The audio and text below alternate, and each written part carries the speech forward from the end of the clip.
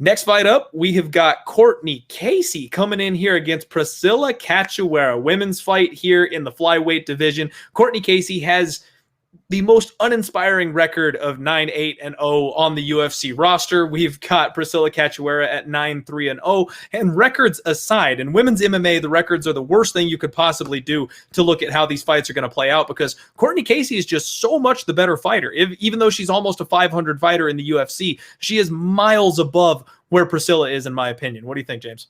100% agree. And this looks like a fight like the UFC is doing her a favor here. She took that fight, I think the last one against Jillian Robertson on short notice, and a fight that, if you listen to Cortney, and I, again, got an interview with her as well, check it out on the playlist, talking about how she hated that fight. She said it was boring. She felt bad for the crowd that you had to watch the style fight because she just didn't like the way Jillian was coming forward and not really, engaging much in the fight. And of course, she made a mistake in the third round, ends up getting submitted. But I'm glad you brought up the record, because it's easy to look at the 9-8 record and you get a lot of people out there saying she sucks, this and that. But look at these losses here. I mean, even Jillian Robertson at flyweight, that's not a bad loss to have with the run she's gone on. But look at these losses here. Cynthia Calvillo, Michelle Watterson, the Felice Herrig one, probably would have liked that one back. Claudia Gadea, Sohee Ham, another one she would have wanted back. Joanne Calderwood. I mean, we're talking about top women's fighters, granted it's strawweight, but still really talented fighters here. And she does have a win over Angela Hill in between there as well. So, Cortney Casey, someone that, the record doesn't tell the whole story. But what I like about Cortney as well is that she's just very well-rounded. I mean, it's not like she's, struggles in particular areas.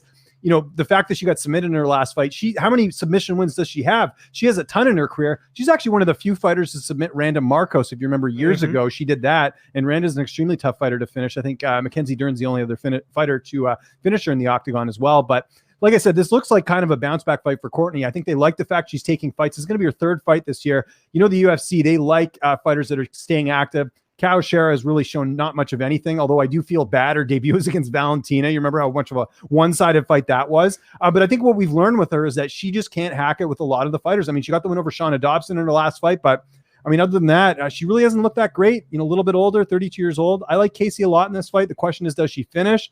I think most likely goes the distance, or a lot of her fights end up going that way. But if she gets a stoppage as well, but I do feel confident in Casey. And, looking at the odds right now, I think she's almost she's about minus 230 on a lot of books. I think that's worth a stab. I'd be pretty surprised if Casey loses this one. Another interesting thing that I just found out recently, I never knew this.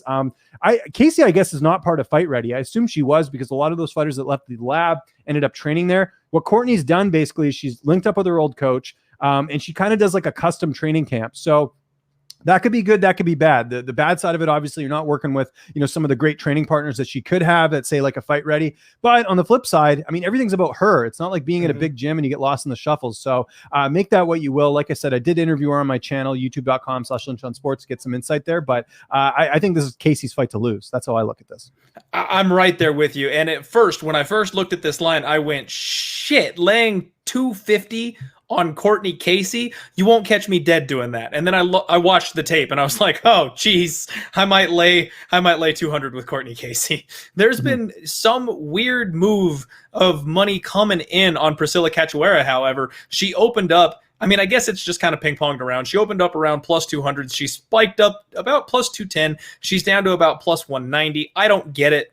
I think it makes sense to be on Cortney Casey in this spot. I'm actually very tempted to parlay her. I'm very tempted. I'm probably going to look to take her inside the distance because, like you mentioned, I think she's just miles ahead in the ground game here. And Priscila Cachoeira walks forward. She keeps her hands down. She doesn't move her head. She's there to be hit. She's there to be knocked down. And Cortney Casey really only loses to superior grapplers. We've seen that when she's in these fights, if she controls the grappling, she wins. The people that she's lost to have been, like you said, Valentina, Jillian Robertson, Cynthia Calvillo, the people she can't exercise that over. And I don't think she'll have any problem getting that over Priscila Cachoeira. The only thing you've got to watch out for if you want to get that inside the distance spot, instead of taking the sub prop, sometimes they get those heel hooks in, flatten them out, ground and pound TKO. Don't forget, folks, we are back at the UFC Apex. We're going to the small cage again. So we're probably going to see a lot of action, a lot of finishes, and hopefully we will have better judging, because this time around over in Fight Island, it was a little suspect.